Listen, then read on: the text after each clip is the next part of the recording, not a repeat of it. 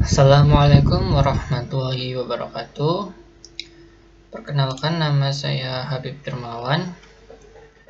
Saya dari kelas Teknik Listrik 1A. Kali ini saya akan memberikan materi tentang instalasi listrik. Sebelum masuk ke materi instalasi listrik, kita harus mengetahui dari mana sih energi listrik itu berasal. Jadi di Indonesia ini ada banyak sekali pembangkit listrik ya, seperti pembangkit listrik tenaga angin, PLTA, PLTB, pembangkit listrik tenaga payu, pembangkit listrik tenaga air, pembangkit listrik tenaga geotermal, panas bumi, pembangkit listrik tenaga surya, PLTS, dan pembangkit listrik tenaga air,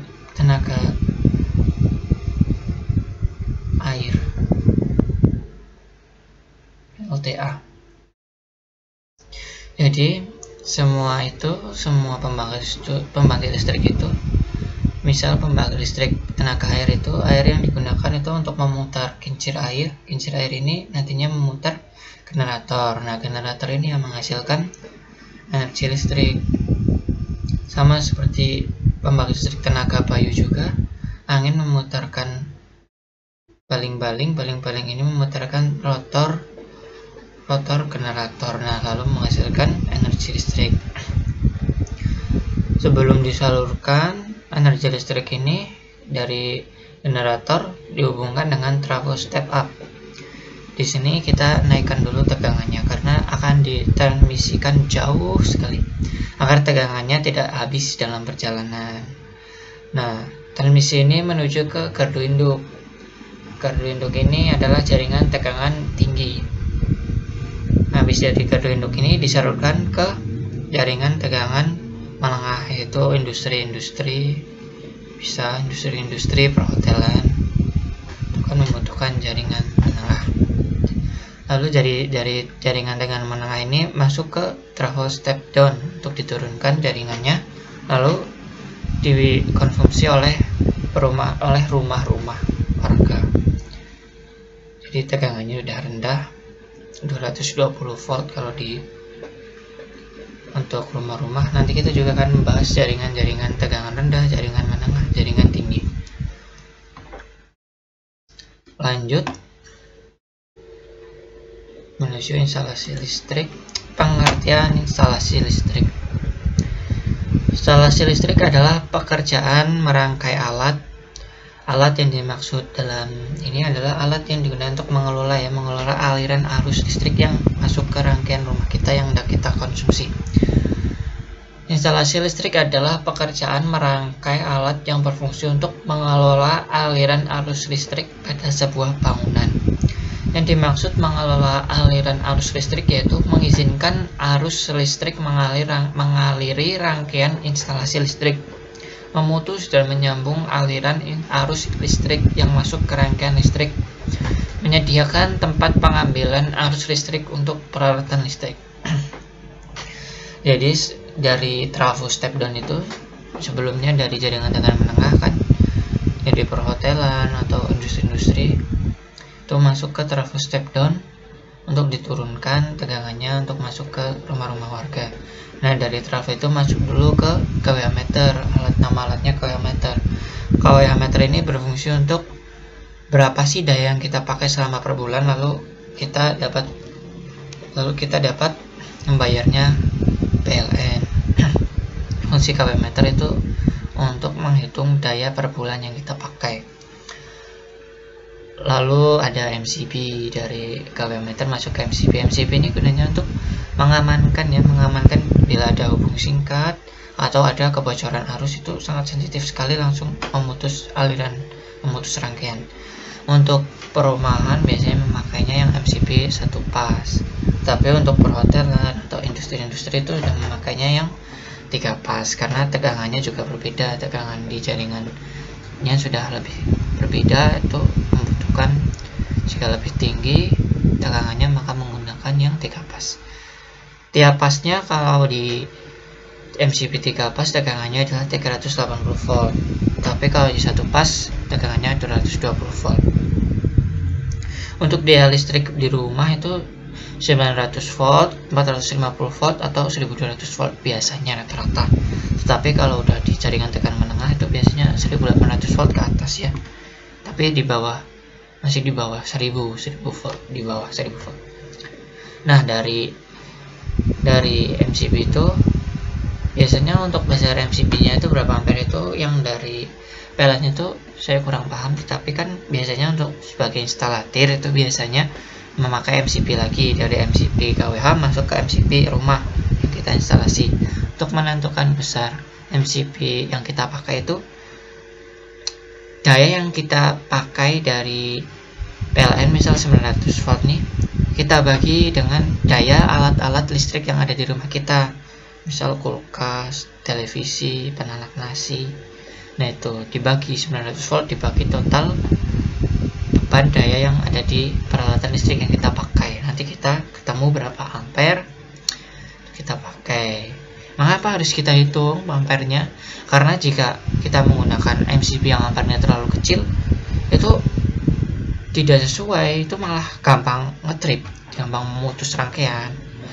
Namun jika kita memakai tegangan yang arus MCB yang ampernya terlalu besar, itu nanti nggak sensitif. Misal ada arus bocor atau ada yang nempel hubung singkat, itu malah nggak ngetrip. Itu yang menyebabkan panas selalu menghasilkan percikan api. Percikan api ini jika lama-kelamaan kan misal dari plastik merempet ke kayu, nah ini yang menyebabkan kebakaran. Jadi MCB ini sebenarnya pengaman yang sangat penting ya.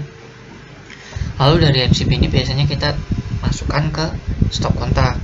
Stop kontak ini terdiri dari fasanya dari MCB tadi netral, lalu ground yang dihubungkan ke tanah. Setelah dari stop kontak, lalu kita masukkan ke saklar. Kalau saklar di rumah biasanya pakainya saklar seri yang 2 switch untuk on off dan digunakan untuk lebih dari 2 lampu biasanya. Kalau saklar tunggal biasanya switchnya cuma 1 dan untuk 1 lampu saja. Lalu saklar tukar ini biasanya tuh untuk 2 saklar, tetapi untuk mengoperasikan 1 lampu biasanya dipakai untuk di kamar. Kalau di kamar saya itu misalkan gini, saya buka pintu kan di sampingnya ada saklar, kan gelap, hidupin dulu lampunya saklar, lalu kita mau tidur di sebelah ranjang tempat kita tidur itu ada saklar juga. Saklarnya untuk mematikan. Cuman instalasi saklar tukar itu cuman di kebalikannya aja, dibalik aja, yang kalau satu on yang satu buat off gitu. Jadi 2 saklar untuk mengendalikan 1 lampu itu. Lanjut, fungsi instalasi listrik. Fungsi instalasi listrik adalah menyediakan energi listrik yang siap digunakan untuk memenuhi kebutuhan energi listrik yang hendak digunakan pada bangunan tersebut. Sudah jelas ya. Jadi itu mengapa sih kita harus menginstalasi listrik? Ya karena kalau kita nggak instalasi terlebih dahulu, kita nggak bisa mengonsumsi listrik. Arusnya dari trafo PLN itu kita masukkan ke rangkaian listrik yang kita rangkai instalasinya terlebih dahulu agar kita tuh dapat menikmati gitu. Lanjut, tujuan instalasi listrik. Tujuan instalasi listrik yaitu menyediakan energi listrik yang aman dan siap pakai pada sebuah bangunan. Sudah jelas ya, tujuan instalasi listrik adalah menyediakan dan bagaimana tuh agar kita tuh bisa mengonsumsi energi listrik dari PLN itu. Mengambil tegangannya tuh bagaimana. Kalau nggak kita instalasi dahulu kan kita nggak bisa memakainya, nggak bisa mengonsumsi listrik. Masa langsung dicolok gitu dari fasa netral langsung colok gitu kan nggak bakal bisa. Jadi kita harus instalasi dulu. Instalasikan dipasang pengamannya, dipasang saklarnya, dipasang stop kontaknya untuk mengambil tegangan. Lalu dari lampu kan saklar dulu baru masuk ke lampu. Jadi MCB KWH MCB saklar baru lampu gitu. Jadi tujuan instalasi listrik itu agar kita dapat mengonsumsi energi listrik. Lanjut, jenis instalasi listrik. Nah, ini banyak sekali jenis-jenis instalasi yang dapat kita lihat. Yang pertama adalah berdasarkan arus listriknya. Yang pertama, instalasi arus arah. Instalasi arus arah ini berarti arus DC ya. Instalasi arus arah itu contohnya adalah mungkin instalasi senter ya. Senter itu baterai ke switch, baterai yang 12 volt ke switch, terus langsung ke lampu. Itu rangkaian sederhananya. Atau bahkan solar cell. Solar cell itu kan solar cell, ECC itu kan langsung masuk ke aki atau baterai. Baterai itu kan DC kan. DC itu langsung bisa dipakai, langsung bisa ke alat elektronik, misal kipas gitu. Yang penting sesuai tegangannya. Gitu. Lalu yang kedua adalah instalasi arus bolak-balik. Instalasi arus bolak-balik ini seperti instalasi rumah, bangunan, gedung-gedung itu kan yang sumbernya dari PLN, dari pembangkit listrik. Itu biasanya itu pasti itu sumbernya adalah arus bolak-balik AC. Lalu yang kedua adalah berdasarkan tegangan yang digunakan. Ini yang seperti saya katakan tadi. Jadi arus listrik itu tegangannya itu dibagi dari satu tegangan rendah. Tegangan rendah yaitu 110 volt, 220 volt, dan 380 volt. Kalau 220 volt itu untuk yang satu fasa ya, dan 380 volt itu tegangan tiap fasa pada 3 fasa. Lalu yang kedua adalah tegangan menengah, 20 kV. Ini yang dipakai pada industri-industri. Lalu yang ketiga adalah tegangan tinggi. Tegangan tinggi adalah 30 kV, 70 kV, 150 kV, 250 kV. Yang keempat adalah tegangan ekstra tinggi, yaitu 500 kV, 750 kV, dan 100 kV. Lanjut. Menurut pemakaian tegangan listrik, yang pertama adalah instalasi penerangan cahaya seperti di rumah-rumah, instalasi penerangan cahaya atau penerangan jalan umum. Itu misalnya masuknya ke instalasi penerangan. Lalu instalasi tenaga. Instalasi tenaga ini misalnya instalasi motor listrik, bisa jadi untuk conveyor dan berjalan itu pada pabrik-pabrik, itu masuknya instalasi tenaga ya. MCB itu menggunakan itu apa namanya, magnetik, kontaktor magnetik. Lalu instalasi listrik khusus. Lalu instalasi listrik telekomunikasi. Oh ya, untuk instalasi listrik telekomunikasi ini tidak masuk ke fuel ya, karena fuel itu untuk tegangan-tegangan AC. Ini juga AC tapi yang tegangannya 220 volt ke atas. Itu harus sesuai fuel. Lalu yang selanjutnya adalah menurut jumlah fasa. Instalasi listrik di Indonesia dan di dunia ya, itu ada pertama instalasi listrik satu fasa terdiri dari satu kabel fasa yaitu 220 volt tegangannya dan satu kabel netral, satu kabel ground. Yang kedua adalah instalasi listrik 3 fasa, yaitu tiap fasanya yaitu tegangannya 380 volt terdiri dari 3 fasa, yaitu fasa E, ST atau apa terserah namanya. Kalau biasanya itu fasanya R, ST. Lalu satu ground dan satu netral. Lanjut, pedoman instalasi listrik. Dalam merancang instalasi listrik harus sesuai dengan pedoman yang berlaku. Pedoman instalasi listrik adalah PUIL. PUIL atau Persyaratan Umum Instalasi Listrik adalah dokumen SNI Standar Nasional Indonesia yang digunakan sebagai standar acuan dalam pemasangan instalasi tenaga listrik tegangan rendah untuk rumah tangga, gedung perkantoran, gedung publik, dan bangunan lainnya. Saat ini di Indonesia memakai PUIL keluaran terbaru yaitu PUIL 2011. Jadi PUIL ini adalah kitabnya instalatir ya, instalator listrik. Jadi seorang instalator itu harus benar-benar paham, benar-benar mengetahui peraturan-peraturan persyaratan menginstalasi listrik. Contohnya instalasi stop kontak itu harus tingginya setinggi dada orang dewasa atau 100 cm dari tanah. 1 cm dari tanah atau 1 meter dari tanah. Lalu untuk intensitas cahaya lux ruangan kan berbeda, ruangan tempat tidur dengan ruangan belajar. Pasti ruangan belajar itu intensitas cahayanya lebih tinggi daripada tempat tidur yang tempat untuk beristirahat.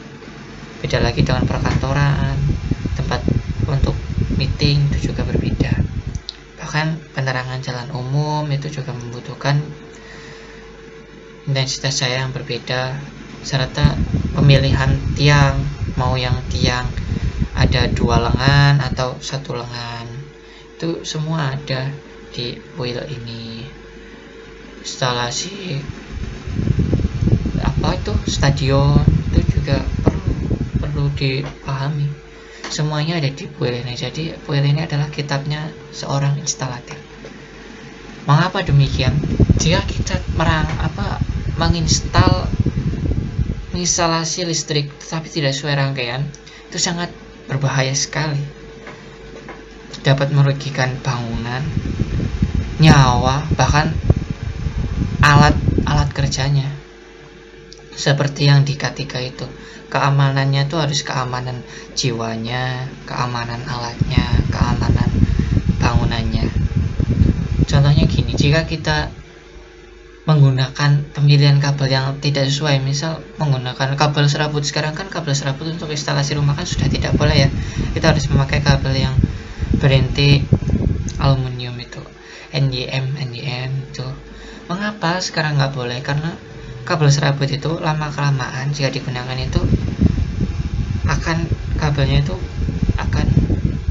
kulit kabelnya itu mudah panas. Kabel serabut itu mudah panas. Kalau kulit kabelnya mengelupas, takutnya isolasinya kan sudah tidak kuat lagi. Kalau menempel dengan kabel yang netral itu kan lama kelamaan kan akan panas nanti itu kan menghasilkan percikan api. Percikan api ini yang lama kelamaan jika terkena plastik, lalu dari plastik mungkin ke kayu, itu bisa menyebabkan kebakaran.